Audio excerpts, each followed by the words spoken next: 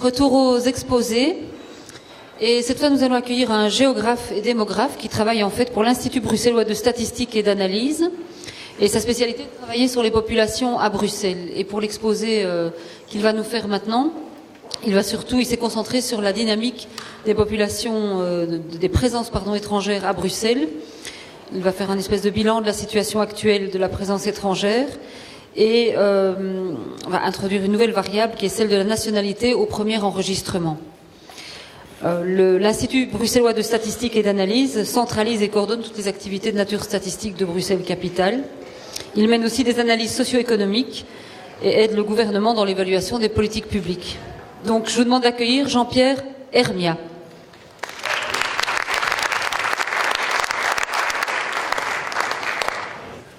Bonsoir à toutes et à tous.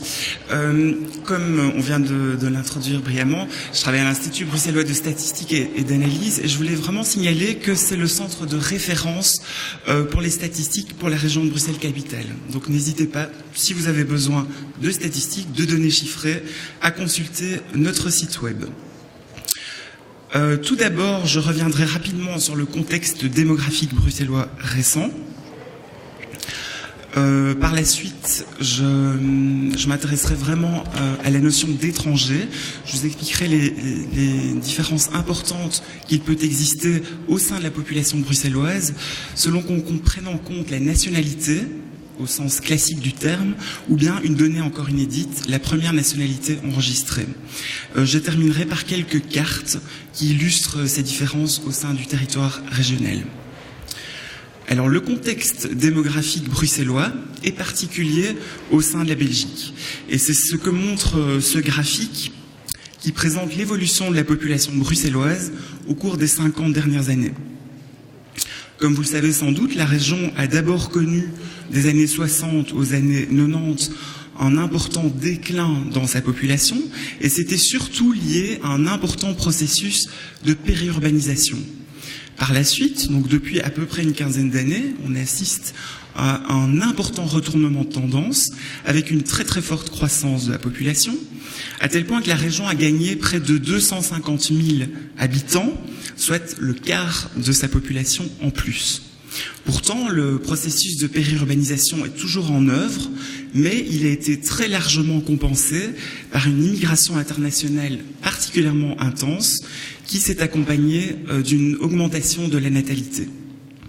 Dans cette présentation, je vais me focaliser sur la période la plus récente et plus particulièrement sur l'évolution récente et surtout sur la situation en 2015. Les cartes que je présenterai à l'échelle des quartiers bruxellois concernent l'année 2013. Alors les données que je vous présente ici sont toutes issues des statistiques officielles de la population, qui sont issues elles-mêmes du registre national, et elles sont produites à l'Institut bruxellois de statistique et d'analyse. Alors ce sont des données administratives, avec toutes les limites que cela implique, puisqu'elles ont été collectées dans un but administratif, et non dans un but statistique ou de description de la population. Alors, y est considéré comme étranger à un moment donné quelqu'un qui, à ce moment-là, ne possède pas la nationalité belge. Donc, une remarque importante, quiconque possède deux nationalités, dont la nationalité belge, est enregistré comme belge uniquement dans ces statistiques et non pas comme étranger. Alors, les statistiques officielles de population concernent-elles l'ensemble de la population qui habite réellement à Bruxelles ? Eh bien, pas tout à fait, car c'est la population de droit uniquement qui est prise en compte, c'est-à-dire que c'est la population qui est légalement domiciliée dans la région. On ne prend pas en compte, par exemple, les candidats au statut de réfugié, c'est la législation qui l'impose, et elle exclut aussi toute une frange de la population, par exemple les étudiants quoteurs, les étrangers qui ne sont pas domiciliés, les diplomates, les sans domicile fixe, non domiciliés à Bruxelles, et bien entendu les illégaux. Alors une notion que j'introduis ici, c'est la première nationalité enregistrée au sein du registre national. C'est une information inédite, différente de la nationalité actuelle pour bon nombre d'individus, comme on va le voir. Dans l'immense majorité des cas, il s'agit de la nationalité à la naissance. Il s'agit donc d'une information en amont de tous les changements de nationalité qui ont eu lieu en Belgique et dont le principal, c'est l'acquisition de la nationalité belge. Alors qu'est-ce que ça donne pour la population bruxelloise ? Ce graphique reprend la proportion de non-belges, étrangers, pour la population de la région bruxelloise, en comparaison avec l'ensemble de la Belgique, selon, à gauche du graphique, l'information nationalité actuelle, donc c'est vraiment ce qu'on entend au sens classique, et dans la partie droite, l'information première nationalité enregistrée.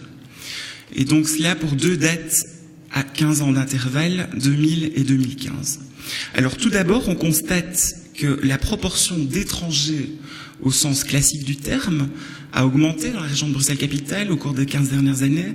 On est passé de 29 à 34%, donc un peu plus d'un tiers de la population bruxelloise est étrangère. Cette proportion est nettement plus importante, à peu près le triple, que ce qui est observé au niveau de l'ensemble de la Belgique. Et la proportion d'étrangers, maintenant, quand on regarde une autre définition, la première nationalité enregistrée, est nettement plus importante. Et en plus, elle connaît aussi une forte augmentation, puisqu'on passe pour l'an 2000 de 41% des Bruxellois à 56% des Bruxellois qui ont été enregistrés pour la première fois dans le registre national comme étrangers. Cette proportion est, elle aussi, beaucoup plus élevée que sur l'ensemble du pays. Alors, quelle est la composition de cette population étrangère selon les nationalités ? Quand on regarde la décomposition selon la nationalité actuelle, donc définition classique, en 2015, on observe tout d'abord, comme je l'ai dit, une proportion de 34% des Bruxellois qui n'ont pas la nationalité belge, et parmi ceux-ci, en tête, dominent largement les Français, ils sont environ 60 000, donc des Français qui n'ont pas la nationalité belge, et ils constituent de loin le premier groupe. Leur nombre a presque doublé au cours des 15 dernières années. On trouve aussi une importante communauté de ressortissants des 4 pays importants d'Europe méditerranéenne, dans les tons rouges. Le total représente 100 000 Bruxellois. L'évolution la plus remarquable, c'est dans les tons verts.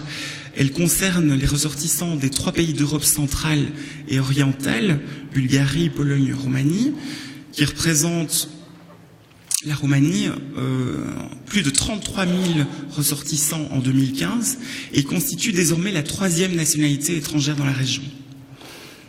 À cela s'ajoutent d'autres ressortissants de l'Union européenne, ce qui fait qu'au total, près d'un Bruxellois sur 4 est étranger et européen de l'Union. Enfin, les Marocains, qui pendant plusieurs décennies ont été la première nationalité étrangère, sont loin derrière les Français, puisqu'ils ne sont plus que 38 000 ressortissants. Leur nombre a nettement diminué depuis les années 2000. Qu'en est-il quand on regarde maintenant la première nationalité enregistrée au registre national ? Bien, tout d'abord, comme j'ai déjà dit, la proportion de non-belges est beaucoup plus importante, puisqu'il y a désormais 56% de personnes qui ont été enregistrées comme étrangères lors de leur premier enregistrement, contre 44% de Belges. Les Français, s'ils constituent toujours un groupe important, avec 66 000 ressortissants, donc 6% des Bruxellois, ne sont plus les premiers en termes quantitatifs, puisqu'ils sont largement dépassés ici par les Marocains, qui, avec 150 000 ressortissants, sont de loin le premier groupe. Donc à peu près un Bruxellois sur 8 en 2015 a été enregistré comme non-belge, comme marocain plus précisément, lors de son premier enregistrement au registre national. On constate la même chose pour le groupe des Congolais et des Turcs, où là aussi, par rapport à la nationalité dans le sens classique, leur nombre double et triple. Enfin, on observe un nombre important de ressortissants de pays tiers, près d'un Bruxellois sur 8, notamment du Proche, du Moyen-Orient et d'Afrique subsaharienne. Alors voilà pour ce qui est des chiffres. Passons maintenant à quelques cartes. Chacune des cartes qui est présentée ici concerne les 145 quartiers de la région, avec les limites communales qui ont été rajoutées au-dessus comme repères. Les classes de couleurs sont strictement comparables entre les cartes et vont des proportions les plus faibles dans les tons clairs aux proportions les plus importantes dans les tons sombres. Dans les tons gris, ce sont les quartiers inhabités ou faiblement peuplés. Alors les deux premières cartes concernent les étrangers issus d'un pays de l'Union européenne. Et en fait, il y a très peu de différence entre les deux cartes, donc selon la nationalité et selon la première nationalité. Les concentrations les plus importantes se localisent dans le quartier européen et aux alentours, et notamment dans le cadran sud-est de la région. Quand on s'intéresse aux Turcs, et on voit qu'ils sont, comme vous le savez probablement, très nettement concentrés à Schaerbeek, Saint-Josse, aux alentours de la chaussée de Acht, là, quand on passe à la représentation de la première nationalité, on constate que les proportions sont nettement plus élevées, puisqu'il y en a 3 fois plus, et que c'est désormais tout un cadran nord-est qui est concerné par une concentration de personnes enregistrées comme turques lors du premier enregistrement. Pour l'anecdote, on constate que les Bulgares se concentrent eux aussi très nettement dans les mêmes quartiers.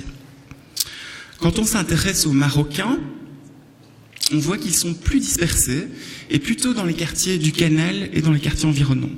La différence est particulièrement marquée en termes de proportion quand on passe à la première nationalité enregistrée, avec une dispersion importante dans toute une moitié nord-ouest de la région et une concentration plus marquée dans la zone du Canal.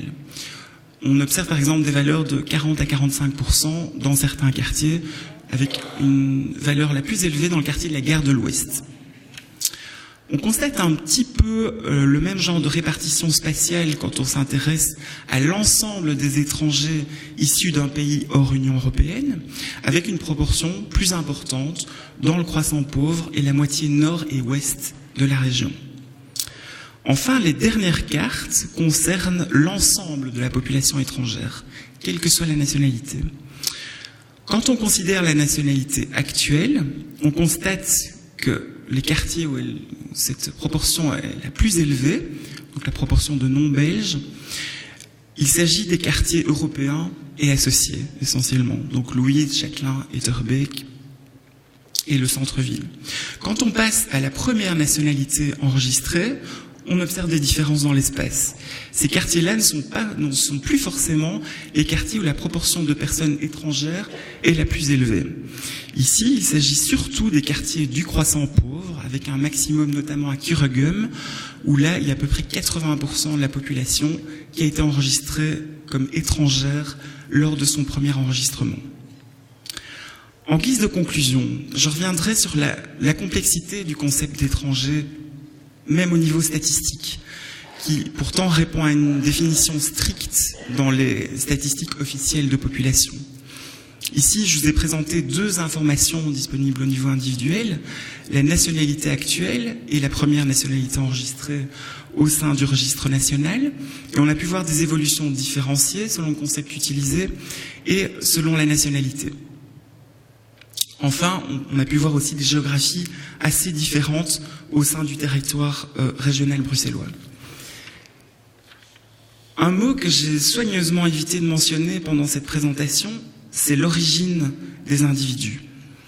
En Belgique, à l'heure actuelle, il n'y a pas de statistiques officielles concernant l'origine, comme l'établit d'ailleurs la loi statistique. Pourtant, par exemple, au sein de l'IBSA, c'est une information qui est souvent demandée par les utilisateurs. Avec la base de données particulièrement riche qu'est le registre national, c'est vrai qu'on pourrait construire des variables qui concernent l'origine des individus. Il faudrait néanmoins bien être conscient de la finalité, de l'objectif poursuivi lors de la construction d'une telle variable. Et il faudrait, par exemple, mentionner clairement quels ascendants ou quel degré d'ascendance on remonte comme critère d'origine.